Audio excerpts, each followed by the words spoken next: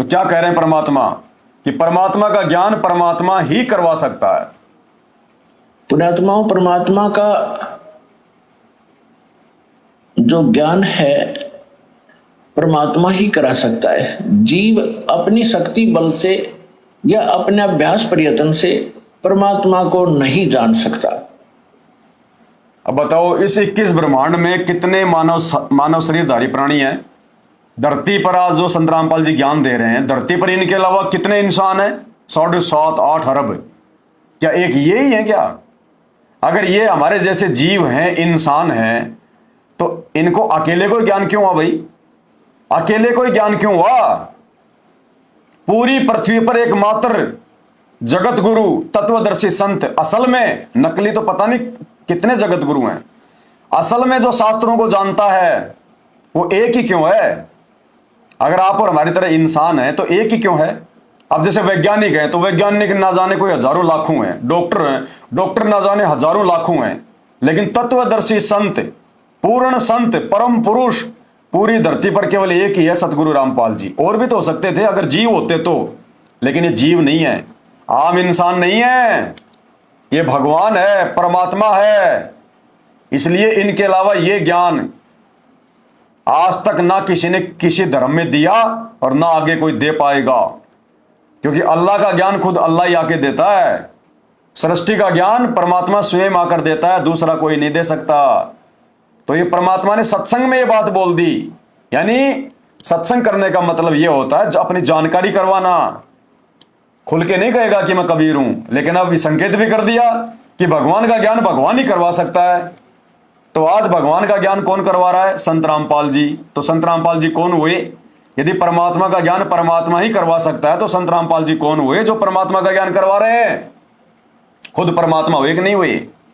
इसलिए अब हमने इस असली परमात्मा सतगुरु रामपाल जी की पहचान होने के बाद अब इस नकली परमात्मा का जून के महीने में प्रकट दिवस नहीं मनाना। हमने अपने घर पर इसका फोटो नहीं रखना, अपने दरबार में इसका फोटो नहीं रखना। हमारी मुक्ति इससे होगी, ना कि इस नकली दाढ़ी मूंछ वाले भगवान से।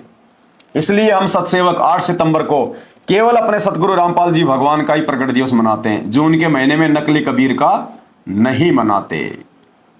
भाई ने सवाल किया था ना कि गुरुजी ने कब मना किया कि दाढ़ी मूंछ वाले कबीर जी का प्रकट दिवस मत मनाओ। भाई 4 घंटे का वीडियो तो जो है आज से 2 दिन जो है पहले बन चुका है, और 4 घंटे का आज बनेगा तेरे एक छोटे से सवाल के जवाब में। तू तो निकल गया छोटा सा सवाल करके, लेकिन तेरे एक सवाल का जवाब देने में कम से कम 8-10 घंटे लगेंगे, कम से कम 8-10 घंटे। आगे क्या कह रहे हैं सतगुरु रामपाल जी भगवान? हमें यह समझाते हुए कि असली कबीर धरती पर तुम्हारा गुरु है। असली कबीर ये दाढ़ी मूंछ वाली फोटो नहीं है, ये काल्पनिक फोटो नहीं है जिसको तुम भगवान मान के निश्चिंत हुए बैठे हो।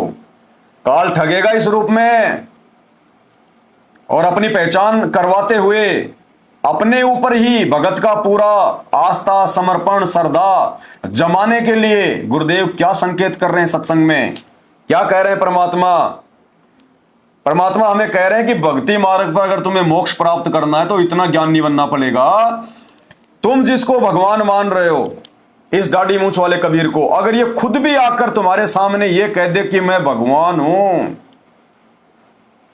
तो भी तुमने नहीं मानना और यही कहना कि नहीं, हमारे भगवान तो हमारे गुरु जी ही हैं। स्पष्ट कह रहे हैं सत्संग में गुरुदेव, स्पष्ट, कि चाहे ब्रह्मा विष्णु महेश आकर कह दें कि हम भगवान हैं, और चाहे ये परमात्मा भी आके क्यों ना कह दे, कबीर भी आके क्यों ना कह दे कि मैं भगवान हूं। और यदि आप संत रामपाल जी के भगत हैं तो आपने यही कहना है इस कबीर से। यहां तो केवल फोटो है, अगर फोटो से निकल के आ जाए तो भी केवल आपने यही कहना कि नहीं, हमारे परमात्मा, हमारे भगवान तो हमारे गुरु जी ही हैं। फिर इसकी आवश्यकता क्या रह गई? इसको दरबार में रखने की आवश्यकता क्या है? इसको घर में रखने की आवश्यकता क्या है? इसका प्रकट दिवस मनाने की जरूरत क्या है? सुनो ये अनमोल सत्संग भगवान के मुख कमल से, ये हमारी आंखें खोलने के लिए परमात्मा ऐसे ऐसे प्रमाण दे रहे हैं। कबीर साहब से लाभ लेना है तो ये नियम अपना आजीवन निभाना होगा। स्वयं परमात्मा ब्रह्मा विष्णु महेश भी आ जावे, कोई आके यूं कहे मैं कबीर हूं, या स्वयं परमात्मा भी आ जावे, तो भी आपकी श्रद्धा डगमग नहीं हो कि नहीं हमें तो हमारे भगवान गुरुदेव, हमारे भगवान तो हमारे गुरुदेव ही हैं। स्वयं ब्रह्मा विष्णु महेश भी आकर कहें कि हम परमात्मा हैं, या स्वयं परमात्मा भी आकर कहें कि मैं कबीर हूं, तो भी गुरुजी क्या कह रहे हैं कि नहीं, उसको मना कर दो कि नहीं, हमारे परमात्मा तो हमारे गुरुदेव हमारे गुरुजी हैं। सुन लो एक बार दोबारा। कबीर साहिब से लाभ लेना है तो ये नियम अपना आजीवन निभाना होगा। स्वयं परमात्मा ब्रह्मा विष्णु महेश भी आ जावे, कोई आके यूं कहे मैं कबीर हूं, या स्वयं परमात्मा भी आ जावे, तो भी आपकी श्रद्धा डगमग नहीं हो कि नहीं हमें तो हमारे भगवान गुरुदेव, हमारे भगवान तो हमारे गुरुदेव ही हैं। अरे भाई, इतना बड़ा परमात्मा ने संकेत कर दिया, खुल के बोल दिया कि ब्रह्मा विष्णु महेश की तो छोड़ो, अगर ब्रह्मा विष्णु महेश भी आके आपको कहें कि हम कबीर हैं तो भी नहीं, या खुद ये कबीर भी आकर धरती पर आपके सामने खड़ा होकर कह दे कि मैं भगवान मैं परमात्मा, क्योंकि संत रामपाल जी तो 1994 से इस फोटो को दिखा के कह रहे हैं ना कि भगवान भगवान है, और अब संत रामपाल जी इसको रिजेक्ट कर रहे हैं, क्योंकि वो शुरुआत का समय था, हम लोग नहीं मानते। अगर संत रामपाल जी खुद को भगवान कहते तो हम नहीं मानते, इसलिए उन्होंने इस फोटो का सहारा लिया। और अब क्या कह रहे हैं गुरुदेव कि अगर ये खुद भी आ जाए तुम्हारे सामने और कहे कि मैं कबीर हूं, तो भी इसको रिजेक्ट करना है कि नहीं, हमारे भगवान हमारे कबीर कौन, हमारे गुरुजी। तो भाई, हम जून के महीने में प्रकट दिवस इसका क्यों मनाएं, हमारा क्या लगा, हमने इसको देखा नहीं, इसने हमें नाम नहीं दिया, सत्संग नहीं सुनाया, हमारा कभी नाम शुद्ध नहीं किया, इसने हमसे कभी बात नहीं करी, इसने हमें कभी आशीर्वाद नहीं दिया है, हमारा क्या लगे, ये कागज का टुकड़ा हमारा क्या लगे, हमारा ये लगे, सब कुछ लगे। इसकी तो फोटो भी वो लाभ दे देगी जिसकी गिनती नहीं है। कबीरा दर्शन साधु का, मुख पे बसे सुहाग, दर्शन उन्हीं को होता है जिनके पूर्ण भाग। सुन लो एक बार फिर से ये अनमोल वचन परमात्मा के। ये सत्संग कोई मनोरंजन के लिए नहीं किए भगवान ने, टाइम पास के लिए नहीं करे। अगर सत्संगों पर चलोगे तो सतलोक जाओगे, नहीं तो जितनी भक्ति करी है अपनी खाओ कमाओ, देवी देवता बनो, ब्रह्मा विष्णु महेश बनो, फिर गधाराम बनो। कबीर साहिब से लाभ लेना है तो ये नियम अपना आजीवन निभाना होगा। स्वयं परमात्मा ब्रह्मा विष्णु महेश भी आ जावे, कोई आके यूं कहे मैं कबीर हूं, या स्वयं परमात्मा भी आ जावे, तो भी आपकी श्रद्धा डगमग नहीं हो कि नहीं हमें तो हमारे भगवान गुरुदेव, हमारे भगवान तो हमारे गुरुजी हैं। तू होगा कबीर, तू होगा ब्रह्मा विष्णु महेश, हमें तेरे से कोई लेना देना नहीं भाई हैं। हमने तो जब से आंख खोली है आध्यात्मिक क्षेत्र में, हमने तो हमारे बाप सतगुरु रामपाल जी को देखा है, और जो भी कुछ उन्होंने दिया, और हमने भी भाई जो कुछ लेना उन्हीं से लेना है। तो देखो भाई और बहनों, अब थोड़ी देर पहले बात चल रही थी कि सलमान खान आओ, चाहे अमिताभ बच्चन आओ, चाहे नरेंद्र मोदी आओ, चाहे राष्ट्रपति आओ कोई देश का, हमने बिल्कुल भी उनको महत्व नहीं देना, उनके आगे पीछे नहीं घूमना, उनके साथ में फोटोएं नहीं लेनी, उनको विशेष महत्व नहीं देना। तो देखो परमात्मा भी क्या कह रहे थे सत्संग में कि ब्रह्मा विष्णु महेश भी आ जाए कि मैं कबीर हूं, या खुद ये कबीर भी आ जाए कि मैं हूं भगवान असली, जो तुम्हारे गुरुजी बता रहे हैं 1994 से, कबीर जी जिसका जून के महीने में तुम प्रकट दिवस मना रहे हो वो मैं हूं। तो गुरुजी मना कर रहे हैं कि नहीं, हमारे भगवान हमारे परमात्मा तो हमारे गुरुजी ही हैं। भाई और बहनों, बंदी छोड़ की विशेष दया, जो ये सात संगति हम सुन रहे हैं, ये बातें सतगुरु रामपाल जी भगवान या उनके विशेष मेहर के पात्र, कृपया पात्र भगत के अलावा कोई नहीं बता सकता। हमारे दिमाग में आएंगी नहीं ये बातें, आ ही नहीं सकती बातें। गुरुदेव कहते हैं सब सुमरे अपने अनुमाना, तो गति लखी न जाए, कहे कबीर कृपया कर जन पर, ज्यों की त्यों समझाए। ये बातें केवल वही भगत बता सकता है जिसके ऊपर उसका गुरु विशेष मेहर करे, दया करे, अन्यथा नहीं हो सकता बिल्कुल भी।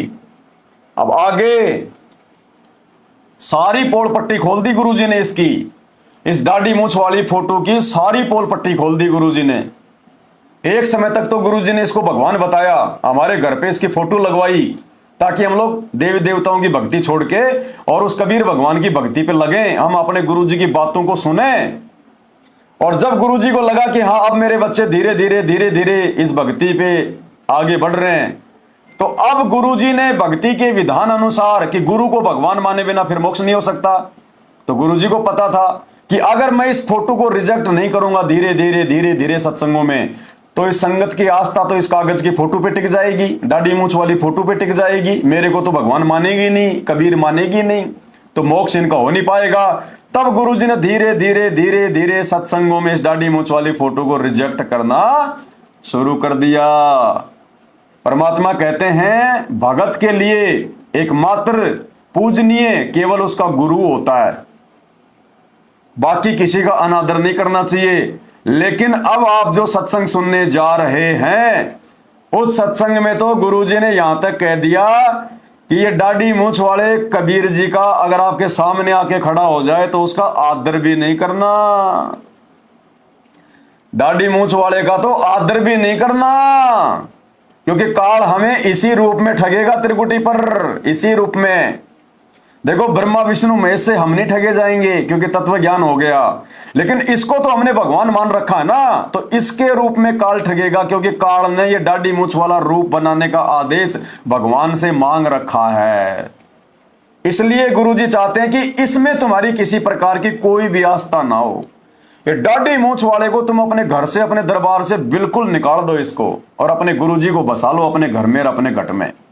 अब सुनो सत्संग, गुरुजी कह रहे हैं इसका तो आदर भी नहीं करना, आदर भी, और तुमने इसको दरबार में लगा रखा है? तुम इसके आगे दीपक जलाते हो, तुम इसके आगे दंडवत करते हो, तुम इसका प्रकट दिवस मनाते हो। धिक्कार है, धिक्कार। क्या कह रहे हैं भगवान, सुनो। कहते हैं कबीर गुरु मर्यादा ना भक्तिपन और नहीं पिया का अधिकार। यानी जब दूसरे पर आस्था होगी तो आप अपने मालिक से ऑटोमेटिक कटिए, परमात्मा से। परमात्मा कबीर जी कहते हैं कि गुरु गोविंद दोनों खड़े किसके लागू पाए, और बलिहारी गुरु अपना जिन गोविंद दिया मिलाए। मान लीजिए उस दुष्टा में, उस ढेडनी में बड़ी बात करते हैं, कबीर जी आते हैं, वैसे तो भूत आता उसमें कत्ती जैसे ये, तो परमात्मा ये कहना चाहते हैं गुरु भी खड़ा है और मैं भी आके खड़ा हो जाऊं, यानी मेरा कृपा पात्र संत जो तुम्हारे संपर्क में है वो और मैं साथ में दोनों खड़े हो जावा, तो तुमने मुझे नहीं अपने गुरु जी को स्वीकार करना, प्रणाम करना है। तो मैं तुम्हें पसंद करूंगा, तब मैं तुझे चाहूंगा, तब मेरे अपने मानूंगा, नहीं तो तुम्हें कोई भी भ्रमित कर देगा मेरे रूप में आके। अपने गुरु जी के अतिरिक्त किसी को नहीं आदर देना, भगवान को भी नहीं देना, मतलब यहां तक कह दिया। क्या स्पष्ट कर दिया गुरुजी ने? सब कुछ स्पष्ट कर दिया। इस फोटो की मिट्टी पलीत कर दी गुरुजी ने, मिट्टी पलीत। क्या कह रहे गुरुजी कि भगवान का आदेश बता रहे हैं। चलो आप लोग गुरुजी का आदेश तो नहीं मानते, इसको भगवान मानते हो ना, तो इसी का आदेश बता रहे हैं कि ये भगवान क्या कह रहा है कि गुरु गोविंद दोनों खड़े किसके लागू पाए, बलिहारी गुरु आपना जिन गोविंद दियो मिलाए। क्या कह रहा है ये भगवान कि एक तरफ तो मेरा भेजा हुआ संत, अगर आप इसका भेजा हुआ संत इनको मान रहे हैं, संत रामपाल जी को मान रहे हैं, तो ये खुद ही कह रहा है, क्या कह रहा है कि एक तरफ तो मैं खड़ा हूं और एक तरफ मेरा भेजा हुआ संत खड़ा है। तो क्या कह रहे हैं ये दाढ़ी मूछ वाला कि आपने अपने गुरुजी को ही महत्व देना है, इसको महत्व नहीं देना, यानी मुझे महत्व नहीं देना, मुझ कबीर को महत्व नहीं देना। क्यों? अगर तुमने मुझे महत्व दे दिया तो मेरे रूप में आकर तुम्हें कोई भी ठग सकता है, कोई भी ठग लेगा। अरे खुद कह रहा है ये दाढ़ी मूछ वाला कि एक तरफ तो मैं खड़ा हूं और एक तरफ मेरा भेजा हुआ संत खड़ा है, हम दोनों खड़े हैं। आपने केवल अपने गुरुजी को ही महत्व देना है, मुझे महत्व नहीं देना बिल्कुल भी। फोटो की बात तो छोड़ो, कह रहा मैं साक्षात आ जाऊं तो भी अपने गुरुजी को ही महत्व देना है। क्यों? वरना तुम्हें कोई भी मेरे रूप में आके ठग लेगा। कौन से रूप में? इस रूप में आके ठग लेगा। अब इस रूप में क्यों ठग लेगा, ये क्यों कह रहा है ये बात? और संत रामपाल जी के रूप में कोई क्यों नहीं ठग सकता? संत रामपाल जी का रूप बनाकर कोई क्यों नहीं ठग सकता? रीजन क्या है उसका? ये वीडियो देखिए। इसका रीजन परमात्मा ने सत्संग में बताया। बहुत भयंकर रीजन है भाई और बहनों। काल का बहुत भयंकर षड्यंत्र है त्रिकुटी पर। गुरुदेव ने बताया कि जब प्रथम बार वो कबीर भगवान इस सृष्टि में आया तो तपस्या पर काल की और परमात्मा की भेंट हुई थी, हमें सब पता है। काल ने बहुत सारे वरदान मांगे थे, जगन्नाथ का मंदिर बनवाना, 3 युगों में जीव थोड़े ले जाना, कलयुग में कितने ले जाना है, रामचंद्र जी का राम सेतु बनवाना। और एक वरदान उसने और मांगा था, क्या? काल ने कहा था कि परमात्मा मुझे वरदान दो कि मैं आपका रूप बना सकूं। कौन सा रूप? ये वाला रूप। क्योंकि कबीर परमात्मा काल के सामने तपस्या पर अपने ओरिजिनल रूप में नहीं आए थे, इस रूप में नहीं आए थे, अपने पुत्र जोगजीत के रूप में आए थे, भेष बदल कर आए थे, इस दाढ़ी मूंछ वाले रूप में आए थे। तो काल ने कहा कि मुझे वरदान दो कि मैं आपका रूप बना सकूं। रूप क्यों मांगा उसने? काल को पता था कि ये नीचे जाएगा, जीवों को सतलोक का ज्ञान देगा, उनको अपना शिष्य बनाएगा, और शिष्य की आस्था तो अपने गुरुजी पर होती है। तो मैं फिर जब वो त्रिकुटी पे आएंगे ना, वो जब भगवान के भगत जब त्रिकुटी पर आएंगे तो उनको तो ये रहेगा कि हमारे गुरुजी तो ऐसे हैं, भगवान तो ऐसा है, परमात्मा तो दाढ़ी मूंछ वाला ऐसा है। और काल ने कहा कि मैं आपका रूप बना सकूं, मुझे आशीर्वाद दे दो। काल ने वरदान ले लिया ये रूप बनाने का। ये रूप बनाकर काल ने सोचा मैं त्रिकुटी पर ठग लूंगा उनके भक्तों को। सुनो, वरदान मांग रखा है काल ने, इसलिए गुरुजी सत्संगों में इस दाढ़ी मूंछ वाली फोटो को रिजेक्ट कर रहे हैं कि अब छोड़ दो इसका पीछा। सुनिए, अक्के वचन भर लो, वचन भर लिया, भर लिए भाई ने बोला जी कि 4 युगों में 3 युगा में जीव थोड़े ले जाना, सतयुग, त्रेता और द्वापर, और चौथा युग जब आवे कलयुग कितने ले जाइए? बोला बढ़िया ढाई तन तया। अच्छा भाई कोई बात ना है। दूसरा ये है कि मैं आपका रूप बना सकूं, मैंने ये आज्ञा दे दो। तक बना लिए, तेरे रूप तक की आंट लगेगी। मेरे हंस के पास जिस पास नाम होगा तेरा रूप रह ही नहीं सकता उसके आगे। तो फिर और एक और कहा कि आप जब जाओ, और सुन लो एक बार, काल ठगेगा जब आवे कलयुग कितने ले जाइए? बोला बढ़िया ढाई तन तया। अच्छा भाई कोई बात ना है। दूसरा ये है कि मैं आपका रूप बना सकूं, मैंने ये आज्ञा दे दो।